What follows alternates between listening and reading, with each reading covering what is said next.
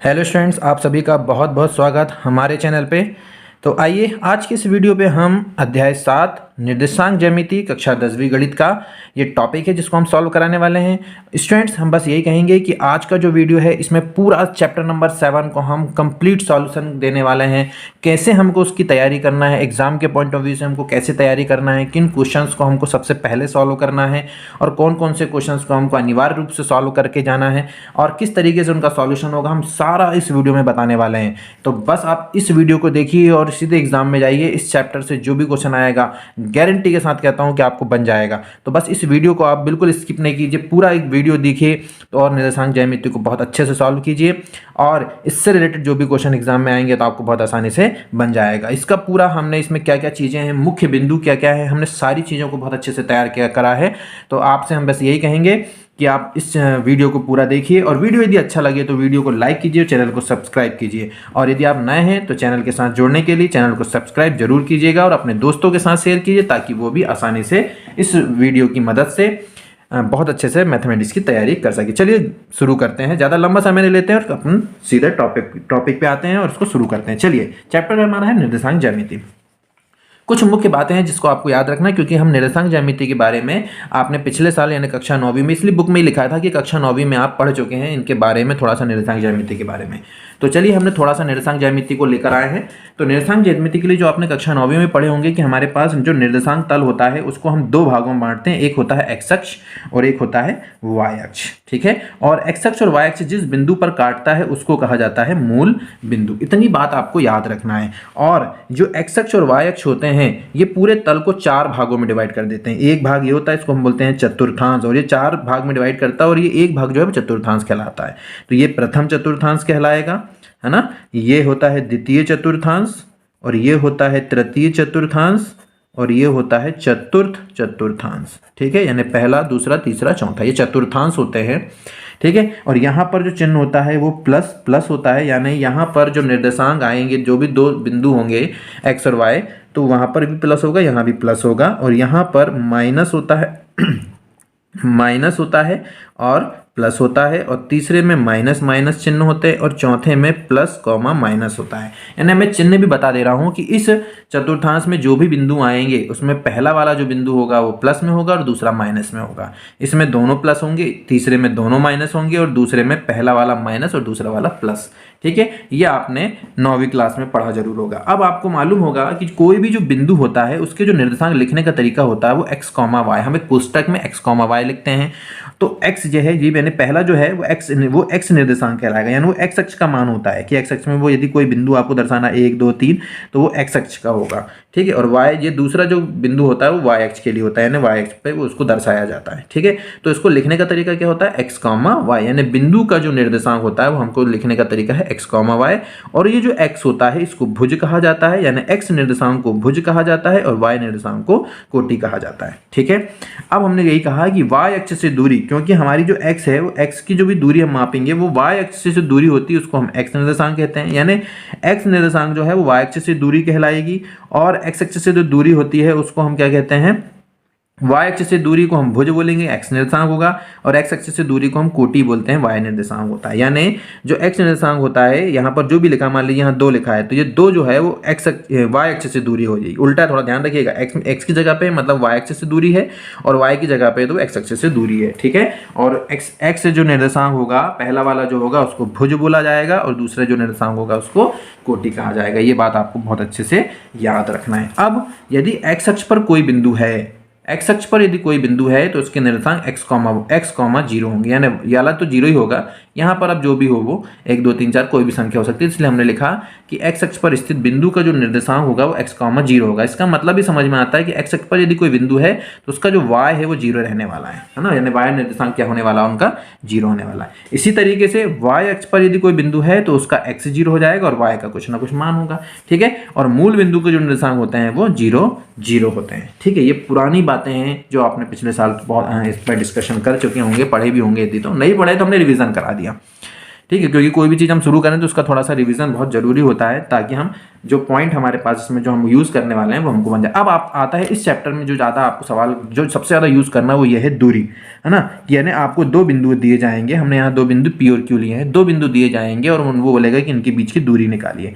तो दूरी निकालने का फॉर्मूला होता है x2 माइनस x1 का होल स्क्वायर करने के अंदर प्लस y2 माइनस y1। ये फॉर्मूला बड़ा इंपॉर्टेंट है हमारे लिए, क्योंकि ये बहुत अच्छे से हमको याद रखना। यानी ये जो बातें हैं इसका आप स्क्रीनशॉट ले लीजिए और ये अपनी कॉपी में नोट कर लीजिए, ये आपको काम आने वाला है, क्योंकि इससे ऑब्जेक्टिव में क्वेश्चन बन जाते हैं और आपको पेपर में जाना है तो ऑब्जेक्टिव के लिए भी तैयारी करना है। इसलिए आपको इसमें पूरे ऑब्जेक्टिव किस किस तरीके के बन सकते हैं उसके बारे में भी हम डिस्कशन करने वाले हैं, क्वेश्चंस के बारे में भी डिस्कशन करने वाले हैं। इसलिए ये वीडियो बहुत शानदार होने वाला है, इस चैप्टर की पूरी तैयारी इस वीडियो में होने वाली है, इसलिए आप वीडियो के साथ जुड़े रहिए, पूरा वीडियो देखिए और कहीं कोई डाउट आए तो आप कमेंट्स करके जरूर बताएं। तो स्क्रीनशॉट ले लीजिए।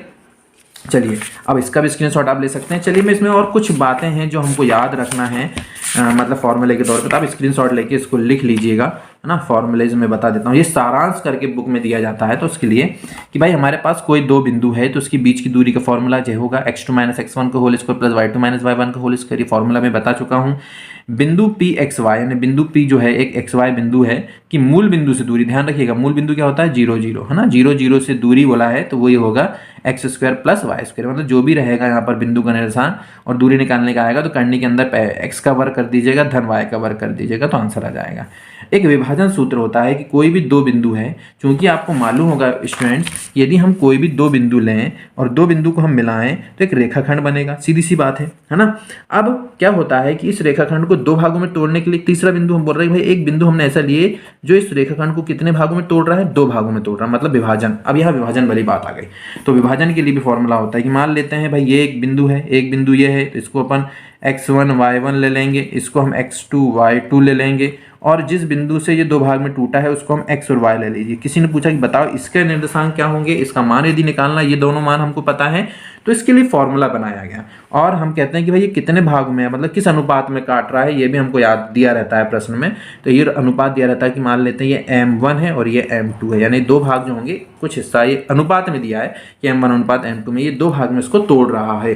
तो फॉर्मूला बन जाता है x बराबर होता है m1 x2 plus m2 x1 upon m1 plus m2।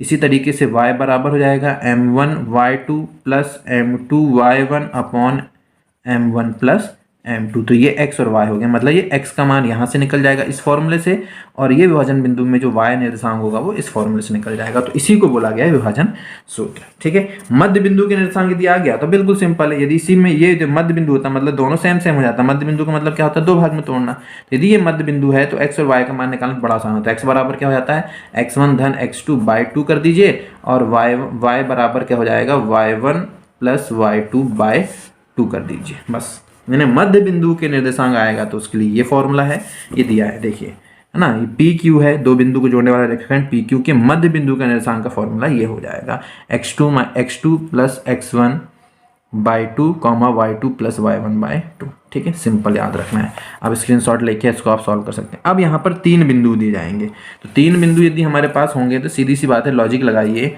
यदि हमारे पास तीन बिंदु है तो तीन बिंदु को यदि हम मिलाएंगे तो क्या बनेगा, त्रिभुज बनेगा, यदि उसकी आकृति हम बनाए तो, ठीक है। तो इसलिए प्रश्न यह है कि तीन बिंदु यदि हमको दिए हैं तो एक त्रिभुज बनेगा, उसका क्षेत्रफल निकालने के लिए ये फॉर्मूला दिया गया है। तो ये फॉर्मूला है क्षेत्रफल का, तो 1/2 x1 y2 माइनस y3 कोष्टक में plus x2 y3 minus y1 plus x3 y1 minus y2, है ना। ये फॉर्मूला हमको याद रखना है, ठीक है। इसको आप बढ़िया स्क्रीनशॉट ले लीजिए। क्षेत्रफल का फॉर्मूला, है ना, विभाजन का फॉर्मूला, मध्य बिंदु का और दूरी का, है ना, मूल बिंदु से दूरी, इस 5 फॉर्मूले हैं। इसमें से एक सवाल में आएगा ही आएगा ऑब्जेक्टिव में, इसको बहुत अच्छे से आप लिख लीजिए स्क्रीनशॉट लेके। चलिए ठीक है, तो उम्मीद है आपने लिख लिए होंगे। चलिए तो कुछ क्वेश्चंस हमको, हम प्रश्न बैंक देख रहे थे तो हमको कुछ क्वेश्चंस मिले, तो हम उस क्वेश्चन को इसमें समझाने का प्रयास कर रहे हैं आपको। चलिए तो कुछ क्वेश्चन के बारे में बात कर लेते हैं। अब सवाल आप देखिएगा, इस तरीके के क्वेश्चन प्रश्न में आने वाले हैं, है ना, तो अच्छे से तैयार कीजिए। पहला सवाल है मूल बिंदु के निर्देशांक है। अब इसमें 4 ऑप्शन दिए हैं, तो मूल बिंदु के निर्देशांक मैंने अभी बताया आपको, आंसर क्या होंगे 0 0 होंगे। इसका सही आंसर क्या होगा, द 0 0, ठीक है। एक्स अक्ष पर स्थित मूल बिंदु से 4 इकाई की दूरी पर स्थित एक बिंदु के निर्देशांक एक्स अक्ष पर स्थित है, यानी बिंदु कहाँ पर है, एक्स में है, तो वाई तो जीरो ही होगा। और कितनी दूर है वो एक्स अक्ष में, उन्होंने कहा 4 इकाई, तो वाई जीरो होगा। किसमें वाई जीरो कहाँ दिख रहा है, ये दिख रहा है, और 4 इकाई दूरी तो 4, तो इसका आंसर क्या जाएगा, बाहर जाएगा, 4 जीरो जाएगा। दो बिंदु दिए हैं ए बी के बीच की दूरी होगी, तो फॉर्मूला मैंने बताया था x2 माइनस x1 का होल स्क्वायर धन y2 माइनस y1 का होल स्क्वायर करने के अंदर, तो इसका आंसर ये सही हो जाएगा। दो बिंदु दिए गए हैं, उनकी बीच की दूरी होगी। अब इसको सॉल्व करना पड़ेगा, है ना। तो दो हमको बिंदु दिए हैं, यहाँ पर अब दो बिंदु क्या क्या दिए हैं आपको दिख रहा होगा स्क्रीन पे। दो बिंदु हमको दिए हैं 8 6, यानी ये दिया है 8,6 पहला बिंदु है, और दूसरा बिंदु है 0 0। तो आप इसको x1 मान लीजिए, पहले वाले बिंदु को x1 y1 ले लेंगे और दूसरे वाले को x2 y2 ले लेंगे। अब दूरी का क्या फॉर्मूला होता है, मैंने बताया था कि जब भी हमको दूरी निकालना है तो करनी लगा लीजिए x2 क्या है 0, तो 0 माइनस x1, है ना, x1 यानी x को x से ही घटाना है, 0 माइनस क्या हो गया 8, और फिर इसका वर्क कर दीजिए, धन y2 हो गया 0 और y1 हो गया 6 का होल स्क्वायर। समझ में आया, फॉर्मूला है। अब यहाँ पर हो जाएगा ये 0 माइनस 8 माइनस 8 का वर्ग, तो जो 64 हो जाएगा, माइनस माइनस प्लस होता है, धन माइनस 6 का वर्ग कितना हो जाएगा 36, 64 और 36 कितना हो गया 100, और 100 को बाहर निकालेंगे कितना 10, तो इसका आंसर आएगा 10। तो कहीं 10 दिख रहा है, बिल्कुल दिख रहा है, तो ये 10 इसका सही आंसर होगा। ठीक है, ए और बी दिए को मिलाने वाली रेखा का मध्य बिंदु, अभी बताया मैंने मध्य बिंदु क्या होता है, तो चलिए ऑप्शन में ढूंढ लेते हैं मध्य बिंदु कहाँ मिलने वाला है ना। तो मध्य बिंदु x1 plus x2 by 2 y1 plus y2, ये बिल्कुल यही आंसर सही होगा, है ना।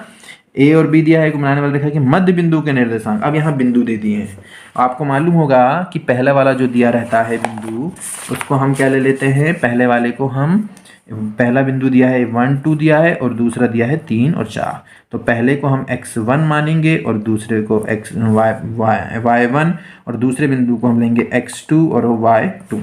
अब हमको मालूम है कि निर्देशांक क्या होते हैं मध्य बिंदु के, x बराबर x1, तो x1 कितना है 1 प्लस x2 कितना है 3 बाई 2, तो 3 और 1 4 बटे 2, तो 2 दूनी 4, तो x बराबर आ गया 2, y बराबर होता है y1 प्लस y2 बाई 2, तो y1 यहाँ पर 2, धन y2 है 4 बटे 2, 4 और 2 हो गया 6 बटे 2, तो 2 तिया 6, तो y बराबर 3, तो 2,3, x आ गया 2 और y आ गया 3, तो 2,3 जो है वो मध्य बिंदु के निर्देशांक होंगे। तो 2,3 जो है वो मध्य बिंदु के निर्देशांक होंगे, तो 2,3 कहाँ है, ये है, तो आ नंबर का ये सही होगा। इस तरीके से हम कर लेंगे, ठीक है। तो आप इसको सॉल्व कर सकते हैं। एक वृत्त के व्यास के सिरों के निर्देशांक दिए हैं, तब उनके केंद्र, हमेशा ध्यान रखिएगा कि कोई भी वृत्त जो होता है, मान लीजिए ये एक वृत्त है और इसका वृत्त का जो व्यास होता है उसके केंद्र से होकर जाता है, तो जो व्यास होता है, तो जो केंद्र जो होता है उस व्यास का हमेशा मध्य बिंदु होता है। किसी भी वृत्त में केंद्र जो है वो व्यास का मध्य बिंदु होता है। तो उसने प्रश्न को घुमा दिया, बाकी है वो क्या, मध्य बिंदु, यानी हमको दिया है दो बिंदु दिए हैं, एक ये दिया है एक ये दिया है, और मध्य बिंदु का निकालना, तो वो केंद्र के अनुसार निकल जाएंगे, तो आप निकाल लीजिएगा। इसका आंसर जो आएगा वो 0 0 आएगा। क्या आएगा, 0 0, है ना। बिंदु 4 5 किस चतुर्थांश में होंगे, देखो पहला वाला भी प्लस दिख रहा है, दूसरा वाला भी प्लस दिख रहा है, और मैंने बताया था आपको कि दोनों यदि प्लस में हैं तो दोनों प्लस चिन्ह कहाँ पर होते हैं, मैंने आपको बताया था। देखिए दोनों प्लस प्लस कहाँ होते हैं, पहले में, प्रथम में, तो हम बोलेंगे कि ये प्रथम चतुर्थांश में होगा। ठीक, इस तरीके से। सत्य असत्य देख लेते हैं। किसी बिंदु का भुज 0 है और कोटि 3 है, तो वह x अक्ष पर स्थित होगा। क्या, भुज 0, भुज मतलब x 0 हो गया, x 0 हो गया तो x अक्ष पे होगा, हो ही नहीं सकता, क्योंकि x 0 है तो मतलब y अक्ष पे होता है, उल्टा हो गया, तो ये असत्य हो जाएगा। y अक्ष पर मूल बिंदु से 10 इकाई दूरी पर स्थित बिंदु के निर्देशांक 10,0 होंगे। बिल्कुल गलत बात है, क्योंकि ये 0,10 होंगे, क्योंकि y अक्ष से दूरी दी गई है, y अक्ष पर मूल बिंदु से दूरी दी गई, y अक्ष पर बोला है, ध्यान रखिएगा, y अक्ष से नहीं बोला है। ठीक है, चलिए तीसरा है पी एक्स वाई की मूल बिंदु से दूरी x square plus y square होगी। बिल्कुल सही, अभी बताया था मैंने, जो भी बिंदु है उसी दोनों का वर्ग कर दीजिए करने के अंदर, तो मूल बिंदु से दूरी निकल जाएगी। वाई अक्ष पर स्थित बिंदु के निर्देशांक 0, y, बिल्कुल सही, वाई अक्ष पर 0, y होते हैं, क्योंकि एक्स तो 0 हो जाता है, बिल्कुल सही, तो ये भी सत्य हो जाएगा। एक शब्द में उत्तर, आप इसको पढ़ लीजिएगा और सॉल्व कर लीजिएगा। चलिए, तो अब हम कुछ प्रश्न को यहाँ पर समझते हैं। कुछ यहाँ पर प्रश्न है हमारे पास, तो अभी ये इस तरीके के प्रश्न आपको एग्जाम में आने वाले हैं। जैसे यहाँ पर सवाल दिया है 2 3 और 4 1 के बीच की दूरी ज्ञात कीजिए। चलिए, इसको सवाल को हमने पढ़ लिया, सवाल देख भी लिए, अब इसको हम सॉल्व कर लेते हैं, है ना। तो 5वें नंबर को हम सॉल्व कर लेते हैं। तो सॉल्व करना है तो बड़ा सिंपल है कि हमको दिया क्या है, बिंदु, है ना, बिंदु 2,3 और क्या दिए हैं हमको 4,1, है ना।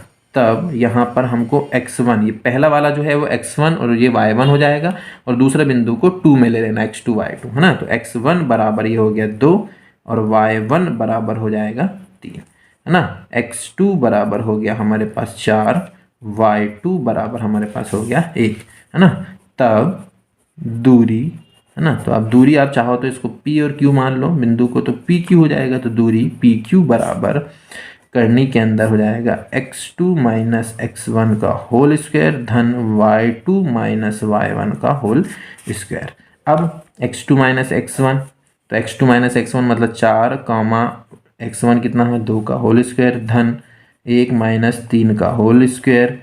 तो 4 में से 2 गया 2, 2 का वर्ग हो गया 4 धन 1 माइनस 3 माइनस 2 का वर्ग भी हो गया 4।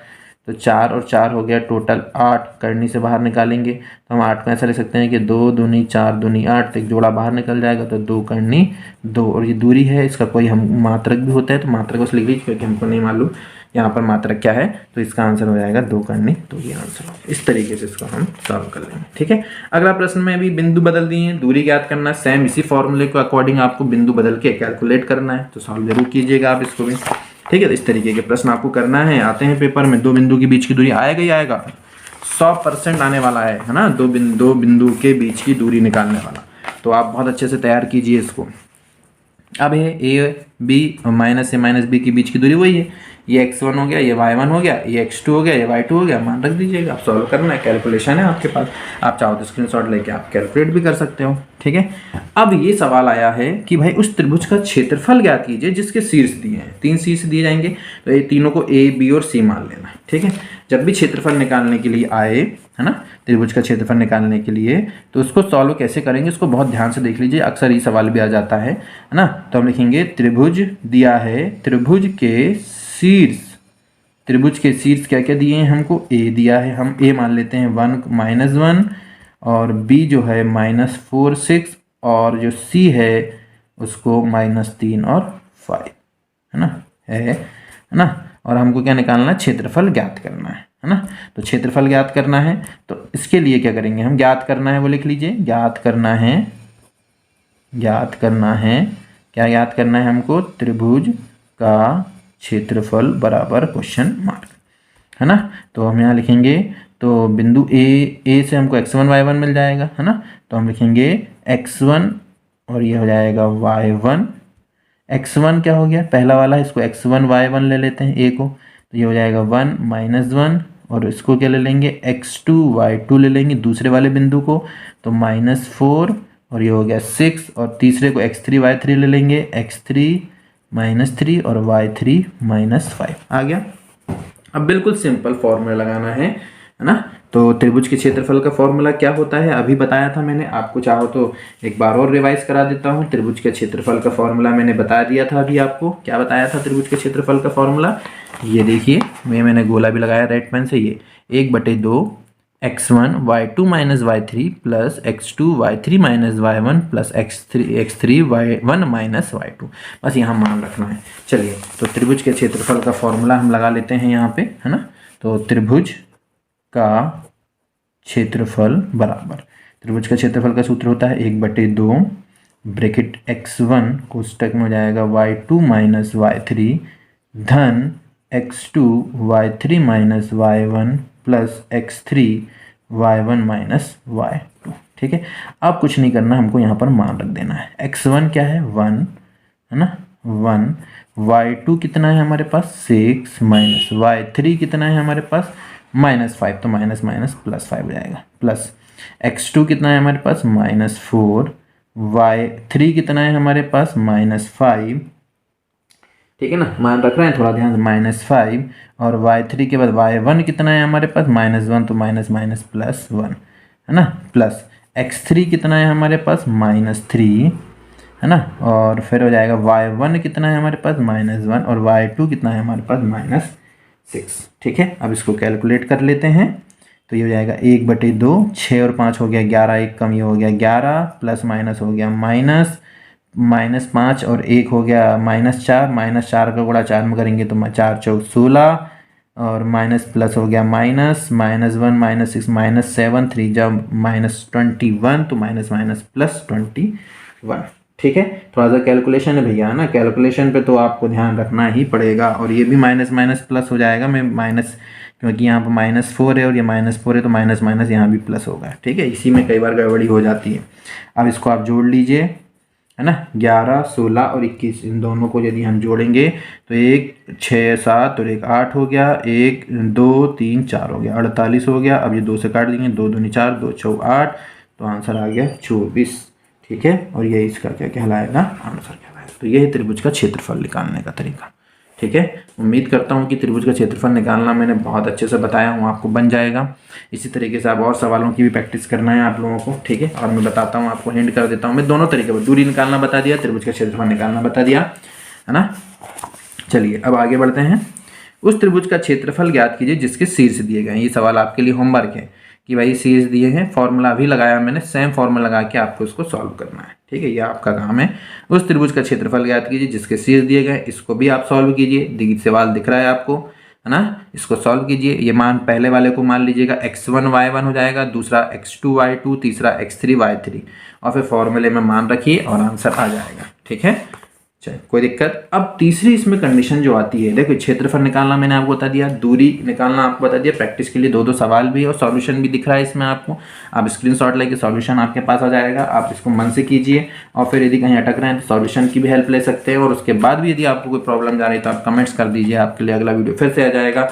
और डाउट में, क्योंकि आपका पेपर बहुत अच्छा जाना चाहिए, इसकी हम पूरी कोशिश कर रहे हैं, इसलिए कोई भी प्रॉब्लम जाए आप कमेंट्स करके बता सकते हैं। चलिए अब इसका अगला जो प्रश्न है हमारे पास, अगले नई वैरायटी का प्रश्न है वही इन्हीं फॉर्मूले के इर्द गिर्द घूमेगा, बस अब सवाल इस तरीके से बदला रहा है। देखिए अब क्या है सवाल, ये कह रहा है के का मान ज्ञात कीजिए। अब सवाल को समझिए भाई, आप क्या बोल रहा है वो, के का मान ज्ञात कीजिए यदि बिंदु ए 2,3 बी और सी 3 बिंदु दिए और उसने क्या बोला है, संरेखी। ये सवाल बहुत आते हैं ना, संरेखी वाले सवाल आने वाले हैं। अब संरेखी यदि उसने बोला है तो उसको हम कैसे निकालेंगे भैया, बड़ा आसान है। जब भी कोई 3 बिंदु दिए जाएं और यदि वो संरेखी बोल दे तो बिल्कुल चिंता मत करना, तो जो भी त्रिभुज का क्षेत्रफल होता है ना वो 0 के बराबर होता है। किसके बराबर होता है, 0 के बराबर, है ना। तो अब हम इसको सॉल्व कर रहे हैं, बड़े ध्यान से देखिएगा भैया। तो सॉल्व कर लें, अरे कर लेते हैं यार, बोर नहीं होना बिल्कुल, है ना, बहुत मज़ेदार है। अब देखो भाई साहब, पहला वाला बिंदु क्या है हमारे पास, पहला बिंदु हमको दिया है ना, दिए हैं क्या हमको, क्या दिए बोलो भैया, बिंदु दिए ना। तो बिंदु पहला क्या दिया है, 2,3, और दूसरा 4, और तीसरा क्या दिया है, 6, -3। अब देखो क्या बोला हमने कि तीनों बिंदु कैसे हैं भैया, समरेख हैं। तो पहली बात हमको ज्ञात क्या करना है वो लिख लो जल्दी से भैया, ज्ञात करना है के का मान, अरे के बराबर क्वेश्चन मार्क क्या। चलिए अब क्या है कि उन्होंने कंडीशन बोला कि भैया जो बिंदु जो है ना, बिंदु जो है वो कैसे हैं, संरेखी है। कैसे हैं भैया, संरेखी हैं। तो चूंकि बिंदु संरेखी हैं इसलिए त्रिभुज का क्षेत्रफल जो होगा वो किसके बराबर होगा, 0 के बराबर, है ना। त्रिभुज का क्षेत्रफल किसके बराबर होगा, 0। ये बातें दी नहीं रहती हैं, है ना। सिर्फ इतने से याद रखना हमको कि जब भी संरेखी दिया है ना, 3 बिंदु है और वो संरेखी दिया है ना, तो बिल्कुल याद रख लेना कि त्रिभुज का क्षेत्रफल क्या होने वाला है, 0। अब यहाँ फॉर्मूला, अब भी फॉर्मूला लगाए थे अपन ने तो लगा लेते हैं, है ना। तो त्रिभुज का क्षेत्रफल क्या होता है, 0 होता है। ठीक है, अब यहाँ पर हम क्या कर लेते हैं, आपको पता है कि पहला वाला बिंदु को हम x1 y1 ले लेते हैं, दूसरे को हम x2 y2 ले लेते हैं, तीसरे को x3 y3 ले लेते हैं। ठीक है, तो अब यहाँ पर फॉर्मूला क्या हो जाएगा, 1/2 ब्रैकेट में, अब फॉर्मूला अभी से लगाया था मैंने, है ना। तो फॉर्मूला क्या होता है, किसी को याद हुआ कि नहीं हुआ, नहीं हुआ होगा वैसे तो कोई बात नहीं है, लेकिन नहीं हुआ तो नहीं हुआ, है ना। तो x2 हो गया, y3 - y1 हो जाएगा, प्लस x3 हो जाएगा, x3 के बाद आ जाता है y1 - y2। इसको बताऊं कैसे याद रखना है, क्या याद कर लेंगे आप लोग, थोड़ा सा सोचिएगा, याद कर सकते हो। एक बता देता हूँ आपको, देखो बड़ा आसान है फॉर्मूला याद करना। हम शुरुआत कहाँ से करते हैं, x1, हमारे पास 3 बिंदु ना, x1 के बाद कोष्टक में ना y आएगा, हमेशा याद रखना, पहले x1 लेना और कोष्टक में y आएगा, तो 1 ले लिया तो 2 और 3 आएगा, ऐसा याद रखो।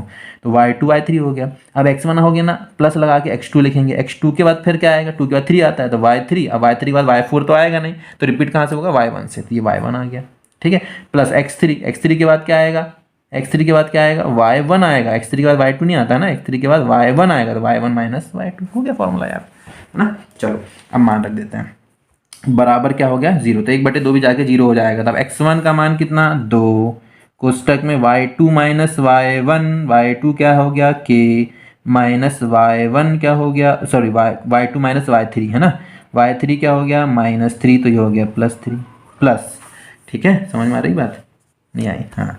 x2 कितना हो गया 4 है ना, y3 कितना हो गया -3 है ना, और माइनस y1 कितना हो गया 3 प्लस x3 हो गया 6, ठीक है, सॉरी हाँ 6, y1 कितना हो गया 3 माइनस y2 कितना हो गया k इज इक्वल टू 0। अब चलिए गुणा कर लेते हैं, 2k प्लस 2 3 जा 6 प्लस, अब ये हो गया -3 -6 का 4 करेंगे तो माइनस कितना हो जाएगा 24 प्लस 6 का 3 में मल्टीप्लाई करेंगे हो गया 18 plus minus minus 6k is equal to 0 है ना 0। अब यहाँ पर 2k माइनस 6k तो -4k हो गया।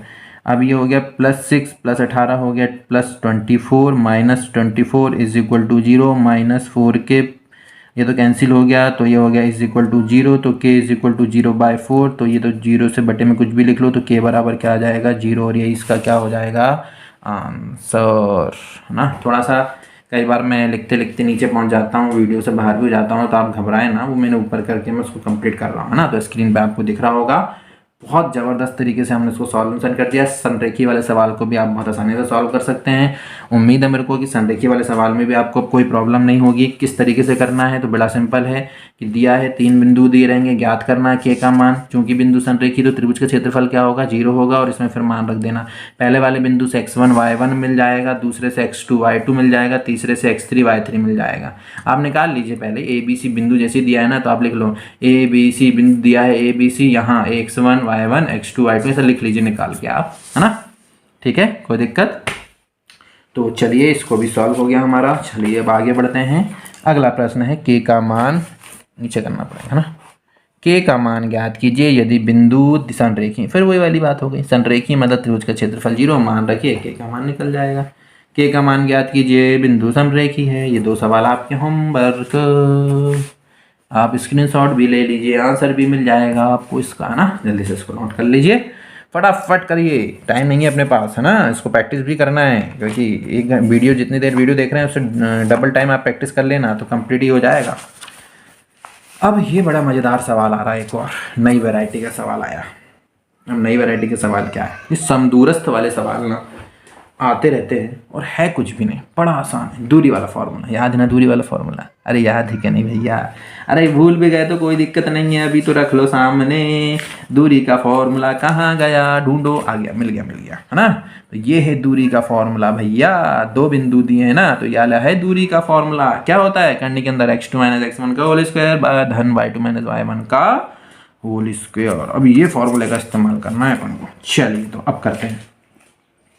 अब हमारे पास सवाल क्या है, पहले सवाल देख लेते हैं। x और y के मध्य एक संबंध ज्ञात कीजिए ताकि बिंदु xy बिंदु से समदूरस्थ हो, यानी जो बिंदु xy दिया है ये इन दोनों से समदूरस्थ है ना। तो समदूरस्थ का मतलब क्या है, इसको सॉल्व करने का तरीका समझ लीजिए, है ना।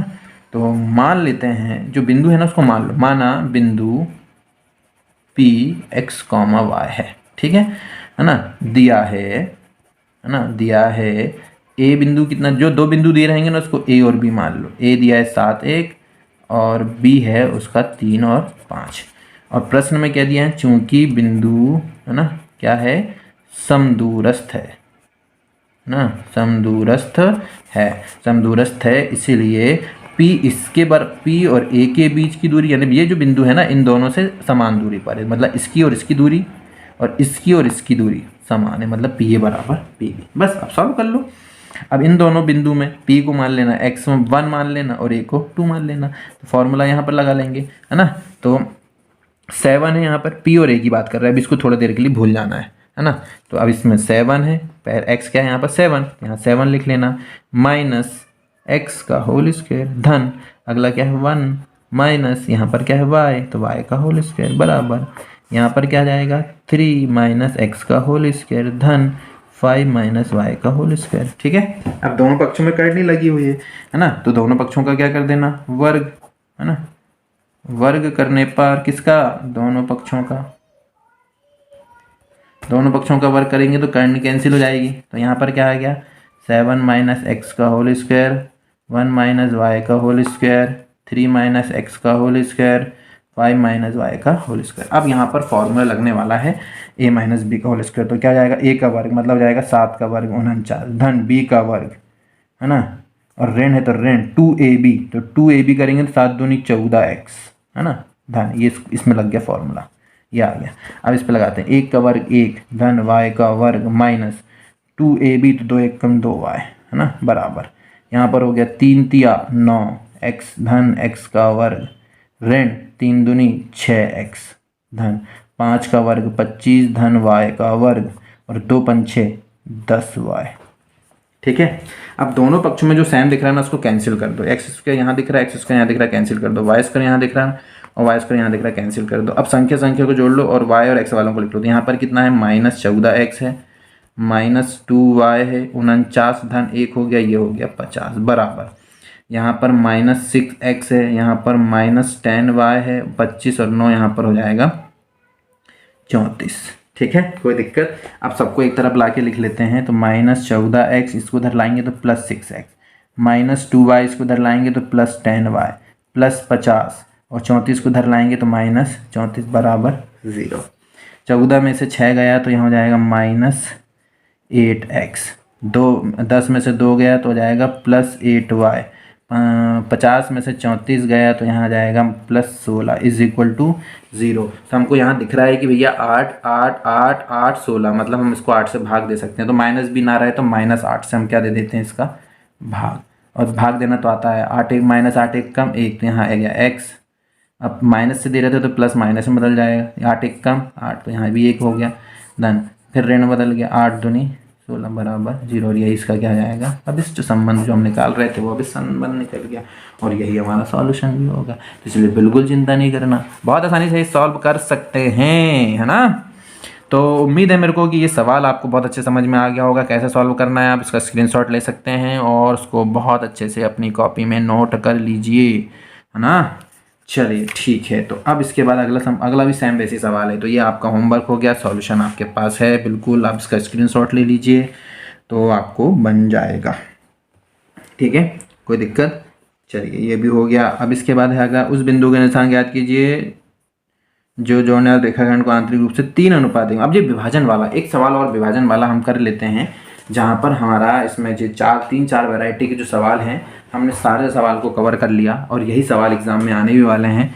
तो अब हम लास्ट जो हमारे कैटेगरी के सवाल पे हम जा रहे हैं, लास्ट तरीके के जो सवाल है वो हमारे विभाजन वाले हैं, तो उसको भी हम कंप्लीट कर लेते हैं और हम यहाँ पर फिर हमारा ये चैप्टर समाप्त हो जाएगा।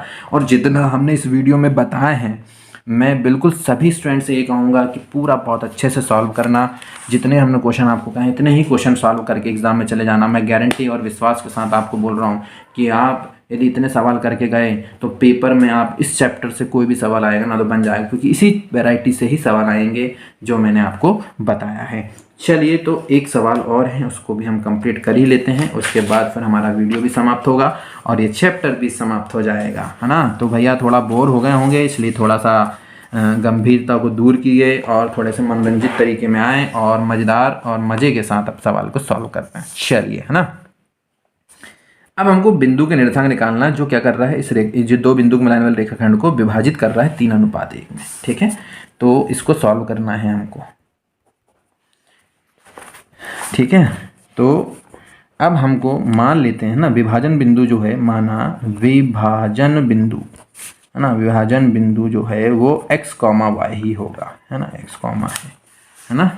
और हमको क्या दिया है और जो 2 बिंदु दिए रहेंगे उसमें पहले वाले को x1 मान लेना और y1 हो ले लेना, और दूसरे वाले को x2 और y2 ले लेना। तो पहला वाला क्या दिया हमको, 4 3 दिया है, तो x1 हो गया 4, y1 हो गया -3, और यहाँ पर x2 हो गया 8 और y2 हो गया 5।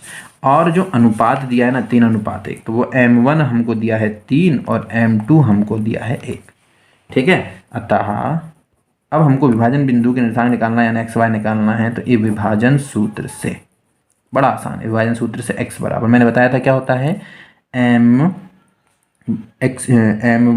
x2 plus m2 x1 upon m1 plus m2, बताया था ना ये फॉर्मूला।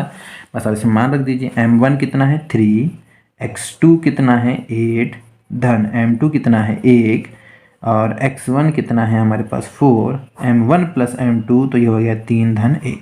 तो 8 दिया 24, 4 1 कम 4, 3 और 1 हो गया 4, तो 24 और 4 हो गया 28/4, 4 7 28।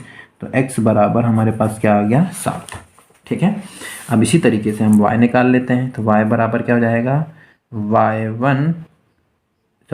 m1 y2 plus m2 y1 upon m1 plus m2। तो y बराबर m2 कितना हो गया 3, y2 कितना हो गया हमारे पास 5, प्लस m2 हो गया 1, y1 हो गया -3 अपॉन m1 प्लस m2 मतलब 3 + 1, 5 दिया कितना हो गया 15, तो -3 1 कम -3, 3 और 1 4, 15 में से 3 गया जाएगा 12/4, तो 4 दिया 12, तो y बराबर कितना आ गया 3 आ गया। तो x का मान कितना आ गया 7 और y का मान कितना आ गया 3।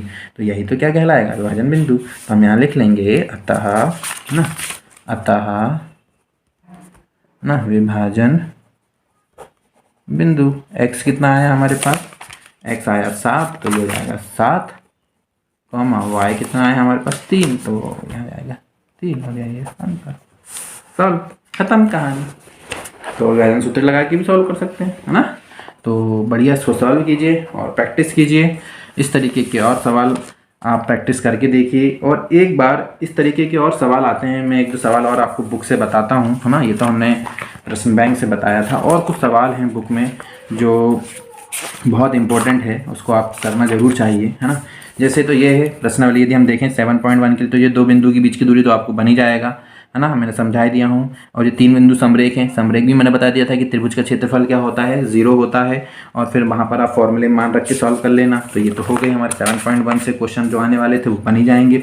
समदूरस्थ वाले भी बता दिया मैंने आपको, है ना, तो मेरे को नहीं लगता इसमें कोई दिक्कत होगी, है ना। विभाजन सूत्र वाले भी मैंने आपको बता दिया। एक सवाल मेरे मन में हमेशा मतलब एक सवाल मैं ढूंढ रहा था कि भाई वो त्रिभुज मतलब 3 बिंदु दिए रहते हैं और बोलता है कि भाई सिद्ध करिए कि ये त्रिभुज के शीर्ष हैं, चतुर्भुज के शीर्ष हैं, उन्होंने कहा समबाहु त्रिभुज के शीर्ष हैं। इस तरीके के सवाल भी कई बार एग्जाम में आ जाते हैं, तो वो सवाल देख रहा था मैं।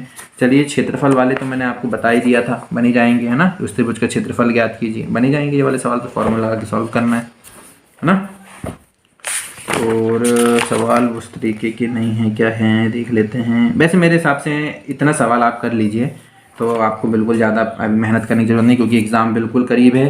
तो एग्ज़ाम पास में होता है तो घबराहट भी होती है। बस मैं एक बात और आपसे कहना चाहूँगा कि आप लोग बिना किसी टेंशन के बढ़िया मन लगा के इसको पढ़ाई करें, बिना टेंशन के पढ़ना है ना। ज़्यादा हमको बिल्कुल बहुत सारी टेंशन लेना नहीं कि हमने घबराहट, क्योंकि क्या होता है ज़्यादा हम सोचेंगे तो हमको घबराहट होती है और फिर हम जो पढ़ते हैं वो हमें याद नहीं होता।